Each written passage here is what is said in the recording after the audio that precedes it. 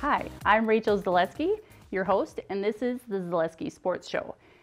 Together, the sports expert Jason Zaleski and myself, we will be covering educational, interesting, and easy to digest sports information for all sports fans. We'll be covering local, regional, and sometimes national sports news with easy to digest information that's hands-on. We have visual aids and statistics. So enjoy the show and thank you for watching.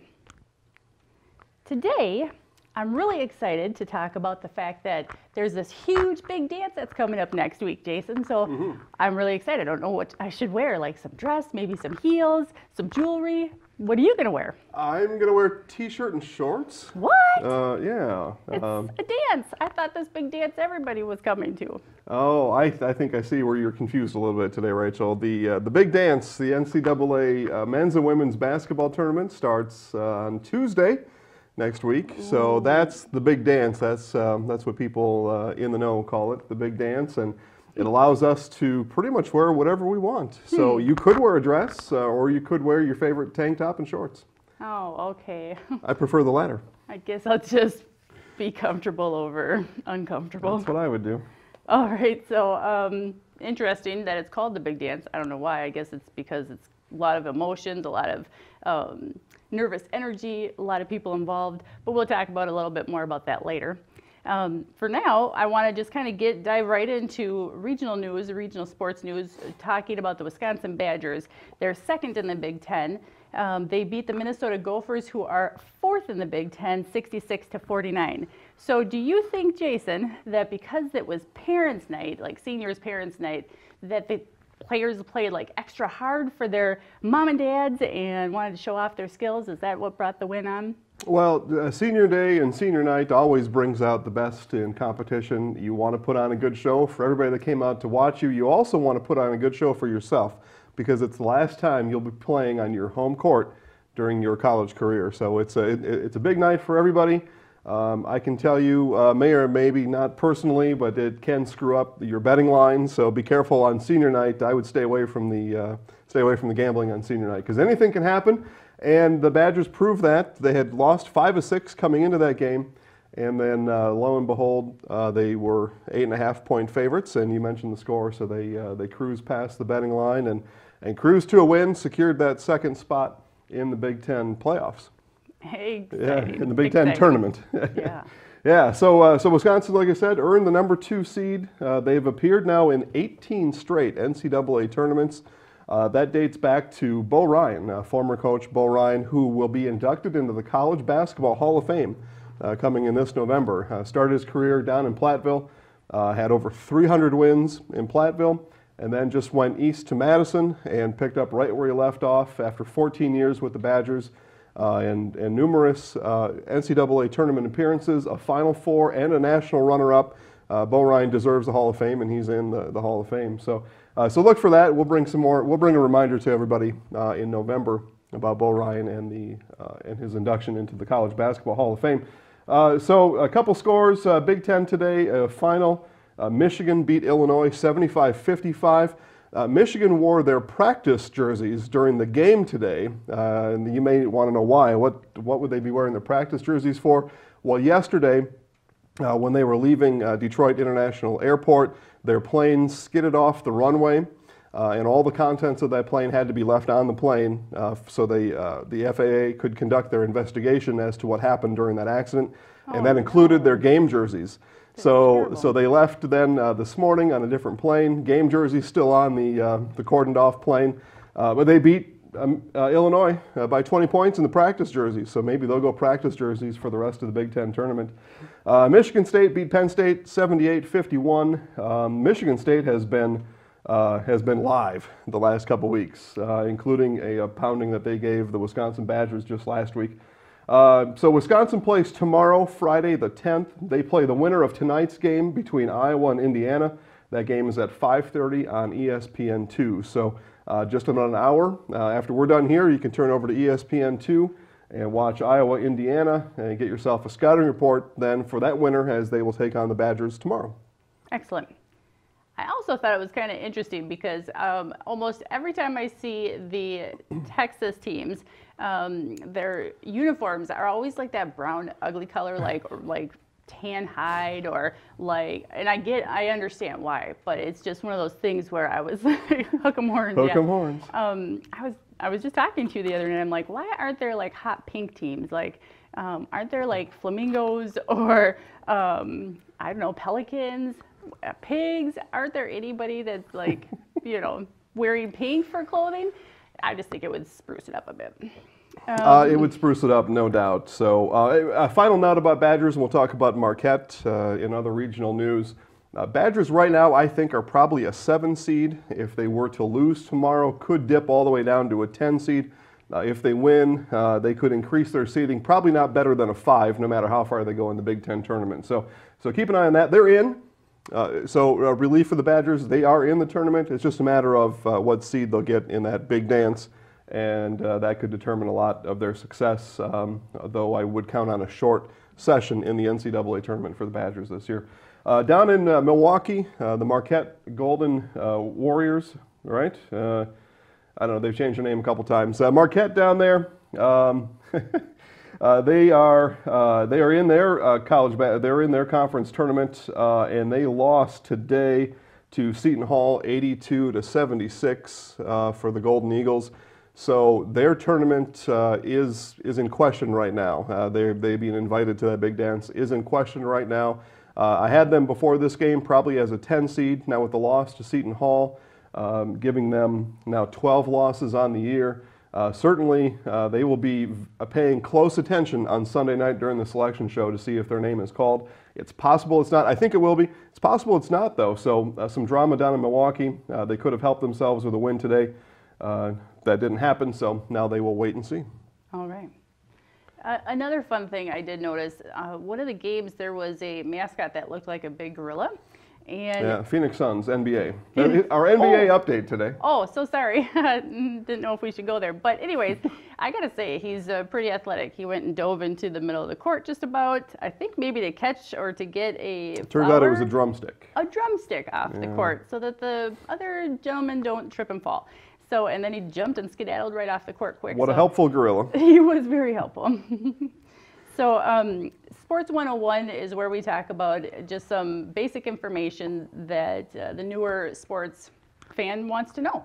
So, last week, Jason talked about how the NCAA kind of breaks down the championships, starting with 68 teams that have worked very hard, tooth and nail, to get into this championship level. And then from there, they kind of break it down to 64 teams. And then after the very first round of games, it drops drastically in half. So then it's 32 games. And then from there, now we start adding like some fancy names and terms. So the Sweet 16 after the second round of games goes through. So my question to you is, after all of that, how do we as viewers keep track and follow along with all those games around the country? And then on top of that, is there like any kind of system that's set in place that kind of helps us to follow along?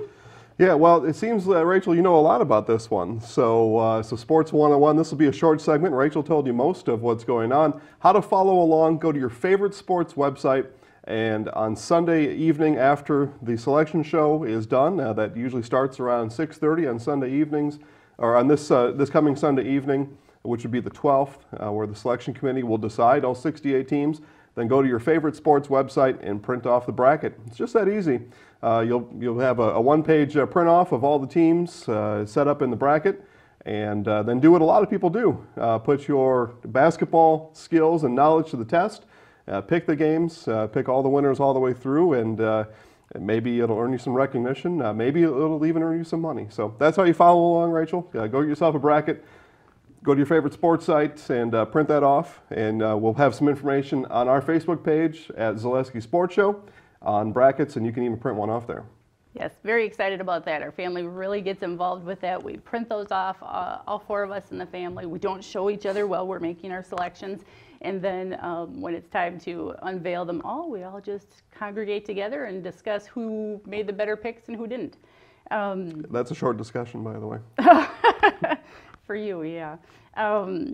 moving on, we're going to talk a little bit more, speaking of favorite sports, we're going to be talking about the Division I matchup this last weekend locally here versus the Marshfield Tigers and Neenah. We have a highlight reel, and we'll go ahead and show that now. Cross court to Postolick off a screen to the baseline, pulls up, 15-footer up and in. Ethan has a run out, drives down the floor, lays it up off the glass, and it rolls in. Court to Young. He'll drive, taken away by Hinson. Tigers get the ball right back. Hinson to Postolick. Back to Alec. Hands to Michaels. Foul line to Seth Anderson. Down the lane. Layup is good. To the near side, the foul line. Hands back out to Masco for a three-pointer. He hits it. Inside the arc, Michaels. Here's Hinson on the near side. Three-pointer away and good. Alec Hinson hits his second three of the night. Sideline. Wants a screen. Drives out top. Down the lane. Leans in. One-handers away and good.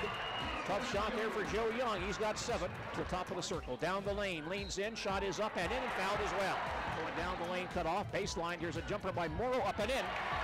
Logan Morrow for 2. And Neenah has come all the way back. And they have their first lead at 31-30 with 1:20 remaining in the first half. One-on-one. He'll drive down the lane. Spins in the lane. Baseline shot is away and good. 6, 5, 4 out top with 3, 2. Bowman, a very long 3 is away. No good. Rebound back up and in by Howard at the horn. Adam Howard with a rebound basket as time expires to give Marshfield a 1-point lead here at the halftime break. Hands back to Merkel. He'll drive inside. Hand down low to Sims, who goes up and lays it in to the baseline. Spins. One-hander up, around, and in. Drive the lane, cut off. Out top Sims, three-point try, up and in. Good shot, wouldn't fall. Front court to Sims, behind the defense for the layup. Back out front, Postolick. Foul line jumper is up and in. Postolick with 15. Young ties back to Sims, baseline, three-pointer up and in again. Now Young in the lane, leans in, one-hander goes up, it's banked in. Tough shot for Joe Young. He's got 17 tonight. Marshfield down by 8. Hinson with it. Drives baseline. Anderson 15-footer is up and in. Seth Anderson, Michaels, baseline Postolick. Three-pointers away and good. A three. Postolick looking on the cut to Anderson. Drives inside. Layup good and fouled as Leonard with a second free throw. Away and good. We are tied at 59 and we have a timeout on the floor. Back outside again to Maskell. Far side of 3 by Merkel is up and it's good. On the cut inside to Miller, Free drives and lays. Drives on Anderson, going down the lane, leans in, scoop shot, good, but he knocked the man down for a charge. Here's for Alec Hinson. First shot is up and no good. 1:20 remaining in regulation time. Neenah leads 67-65. Dane is out, and Jordan Maskell back in for Neenah. Hinson gets one more to cut the lead down to 1. Hinson ready. Second foul shot, good. Neenah shot is away, good. We are tied at 68, 14 seconds left in regulation time. Neenah ball, a foul in backcourt as Miller hits Young. Young steps forward, shooting 2. First try is good. He's ready. Shot is away. It's no good. Rebound to Postolick.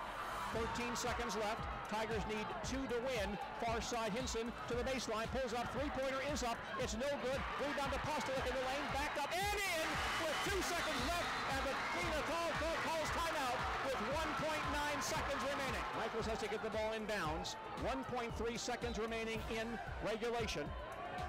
As Neenah mishandled that inbound play. Michaels looking to inbound, throws the ball up the floor towards Miller. It's caught by Morrow. He flings the ball up the floor, and he hits the backboard, and Marshfield wins. Coming down the wire like that, very exciting basketball. Congratulations to the Marshfield Tigers and Ethan Postolick, who had a great game, 22 points. Seth Anderson and Alec Hinson each chipped in 12 for the Tigers. Sets them up nicely for their next game. Absolutely. So the Marshfield Tigers beat Neenah 70-69, which you just saw. The Marshfield Tigers play against Oshkosh Spartans tonight. They're number 1 seed, and they're playing in Appleton at 6:30 p.m. The game will be live streamed from FocusOnMarshfield.com, and that pregame live streaming will be beginning at 6:15 p.m. So So the Marshfield Tigers have their hands full tonight against Oshkosh North. Tyrese Halliburton, the Fox Valley Player of the Year, averages 16 points a game, nearly 7 assists a game. He's a rim wrecker and he's a game wrecker. So the Marshfield Tigers need to be aware of where Tyrese is at all times. And the rest of the Spartans, if they want to come back home with the win, we hope they do. We sure do. And the winner, the winner of this game plays the winner then of the Eau Claire versus Stevens Point at Marshfield High School at 4 p.m. this coming Saturday. So very excited for that. Moving on, we do want to give a nice shout out to the Stratford Tigers. They are the number 7 seed, Division 4. They just beat Auburndale last Saturday, 72-63 in double overtime. So it was a really exciting game. Jason? Yeah, it was an exciting game, double overtime. You'll have that type of excitement. It was a game of runs. Auburndale would score points, and then Stratford would score points, and it was a back and forth game like that. Stratford had to beat back a great game by Caleb Weinfertner from Auburndale. Scored 19 points, but they had a couple guys of their own, including Brendan Fecker, who scored 20 points. So Brendan and the rest of the guys will have a game against Neillsville tonight, and they'll have to come with it again. Yes, they play against the Neillsville Warriors at DC Everest High School in Wausau, and that's at 7 p.m. tonight. That can be watched live streamed on StratfordTigers.news, and that begins at 6:45 for that coverage. So that player, or the winner of that game, then plays the winner of the Shiocton versus Roncalli in Wapaka this Saturday at 7 p.m. So we are very excited. Hope those Tigers keep up the winning streak. Now we do want to kind of go ahead and transition over here to the Marshfield Columbus Dons, and they are the number 5 Division 5, number 1 seed. They are doing an excellent job. We do have another highlight reel there, and we'll go ahead and show that. All right, so this was a rematch between Marshfield Columbus and the Loyal Greyhounds. The two teams had met twice during the regular season, each at home, both teams winning their home games against each other back in January. Close game. It was a 5-point game in Marshfield, and again, Marshfield Columbus did pull out that win. Hunter Schultz and Tyler Furlinger during that first matchup had big games and were able to stave off a Loyal comeback. The next game at Loyal, Loyal won 66-60. Hunter Schultz was out. That was his first game that he missed during a 3-week stretch due to a foot injury he had, and they certainly could have used him in that second game as they did lose 66-60. So now the rubber match here, we're watching these highlights, and Marshfield Columbus got off to a red-hot start. They were up by nearly 20 points at halftime, and really just had their way with the Greyhounds during the majority of the game. In the second half of this game, I felt that Marshfield the Dons came out just a little bit flat, perhaps looking at the scoreboard and taking their time, perhaps even trying to run some time off the clock. During that second half, we see the action here heats up, coaches trying to get a better understanding of what's going on from the referees, and when you're in the playoffs and the intensity creeps up, and things get a little tighter, you certainly are depending on everybody, including the referees, to get it right, and the refs have a tough job. So during the second half of the game, Loyal did go on a big 17-3 run, closed the gap down to 11 points at one point during the second half. Really, things got a little more tight and a little more nervous at the Columbus Fieldhouse. And we'll continue watching some of these highlights here as we see now Columbus getting things back running here in the second half, and starting to get their offensive blitz going again as we see Furlinger drive to the hole and score 2 right there. Loyal really had a great season. They've got some really good players. I think this will be fun over the next couple years. Watching Loyal and Marshfield Columbus go at it. These two teams really are matched evenly. And as we watched both of these teams throughout the year this year, we really saw what's coming in the form of juniors and sophomores for both squads right now. And these guys are going to get after it. As we see Hunter Schultz with the assist down there to Mr. Payant. Hunter with another easy dish right down low there. So the Dons at the end here really were, again, they were really pouring it on, really showing. And you see the crowd support behind them there. And that's always fun too when you get that. When you get that crowd support, and when you're at home, again, senior night, and this, for all intents and purposes, was the Marshfield Columbus Dons boys senior night, the last time they will appear on their home court, and they made good work. Zaleski Sports Show, where we're just wrapping up here in Marshfield at the Columbus Dons Fieldhouse, where we just watched the Columbus Dons beat the Loyal Greyhounds 69-47 here in the third round, Division 5 WIAA playoffs. Graciously again joined by Coach Konechny. Coach, how did it feel to have Hunter Schultz back in the lineup tonight? What did that do for the team? I think it helped us a lot. Just tremendously grateful that it worked out the way it did. 3 weeks ago when he hurt his foot, it was a hairline fracture. We knew there was a chance, but he's done everything for 3 weeks to get healthy. I think we had other players taking it upon themselves to kind of earn him the opportunity to play. The regional final date was a date we were given that we could get him back. So for us to get 2 wins this week without him, and for the other players on our team to really put forth the effort they did to get him back on Saturday was awesome. And he had a great game today. He scored 19 or 20 points, just got our offense going, took a lot of pressure off of our other scorers, and we had balance today. We had 4 or 5 guys score double figures. I think we had 3 with 18 and more and 4 in double figures. So tremendous team effort, but having him back was awesome. Was it a thought to play him at all yesterday against Rosholt?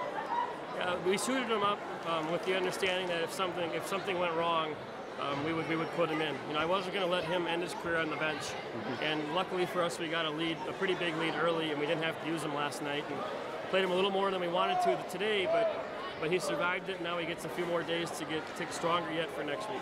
Coach, you came out of halftime up 40-20, and then a little ways into the second half, Loyal went on a 17-3 run. During that time, you were 4-minute scoreless drought. Was that just a matter of Loyal doing what you thought they were going to do, that they were going to have a run at some point, or was there something else going on in that time period? Well, they started to press us, and I thought we had guys in the wrong spots in our press break, and give Loyal credit. They kept changing and changing and changing, and we turned the ball over 4 or 5 times there. And then we missed some layups and got a little tight. The 2 or 3 times we broke it for a layup, we didn't finish. Furlinger missed a couple, Nick missed one, Charles missed one, Jared missed one, and I thought we started to tighten up a little bit. We were lucky that we broke it 3 or 4 times and got some layups and kind of loosened up a little bit after that. But we beat a really good team. Loyal is tremendous. I think their coach does a really nice job of trying to find things that work, and just happy that and feel fortunate that we got a win against them. Absolutely. Coach, each round in the playoffs brings a bigger and bigger challenge. The talent becomes closer and closer together. Maybe even players start to tense up. As you look towards Allman Bancroft, your next opponent on Thursday the 9th, what do you know about Allman Bancroft? Well, they're very good. Coach Lamb has been there for a long time. We've played probably 4 or 5 times in the playoffs in the past. Their coaching staff I have utmost respect for. They have some really good players. A Collick boy, a point guard who's fantastic, and a Bunders boy who's 6'7" and just an athlete who would do everything. And they got some scorers around those two that make them a very good team. And we're going to have to be better than we were today to compete because they're fantastic. They're a great team, and we're just happy to play them. We're happy to have the opportunity to play them on Thursday, an opponent that we really respect. Right, and in close in proximity to where we are now, the game's in Stevens Point. Hopefully those fans that were allowed today will follow you over there on Thursday. I'm sure that they will. And we'll follow you too, Coach. Best of luck to you and the rest of the Dons as you take on Allman Bancroft on Thursday the 9th over in Stevens Point. We'll get some specific game times and address for you folks so you can plan on making the trip over there too. So, Coach, best of luck, and thanks for talking. Thank you for the coverage. We appreciate it. All right, and thanks to Coach Konechny and the rest of the Dons. Some breaking news coming in here to the Zaleski Sports Show. The February WDLB, WOSQ Radio, and Marshfield Area Sports Athlete of the Month, Columbus Dons, Tyler Furlinger. So congratulations, Ty, and another award, and look forward to watching the Dons play tonight. Yes, very excited to see the Dons play. Jason and I are going to be in Stevens Point tonight watching the game. And then the winner of that game then will be playing the winner of the Gresham and Lena at the DC Everest High School on Saturday at 4 p.m. as well. Yeah, So- and that game is being live streamed tonight, Rachel? Correct. It's being live streamed tonight at trimediadesign.com. Yeah, okay. So Dons will have a handful tonight. They lost last year to Allman Bancroft in the tournament. Chance for revenge tonight. What isn't different, again, Furlinger and the gang will be there, and for Allman Bancroft, so will 6'7" Caleb, or Mr. Bunder will be there. Dylan Bunder, 6'7", do-it-all player. They'll have to slow him down to have a chance at winning tonight. Absolutely. So we look forward to going to that game. And then if you want to know what's going on this weekend that's not related to sports at all, there is the 6th annual Marshfield Area Empty Bowls event that's going to be happening this Saturday from 11 a.m. to 2 p.m. It's at Hotel Marshfield. $10 admission buys your ticket. You get yourself a bowl of soup, and you also get a bowl to take home. So Perfect. very exciting. So I'm your host, Rachel Zaleski, and this is our sports expert, Jason Zaleski. And we enjoyed our time tonight, and thank you so much for watching. If you want to check out our Facebook page, The Zaleski Sports Show, we also do some clips at these events, at these live games, so make sure you watch that for special student interviews. Yeah, good in-game coverage that we do. So thanks for watching. Thanks for watching. Go Sports!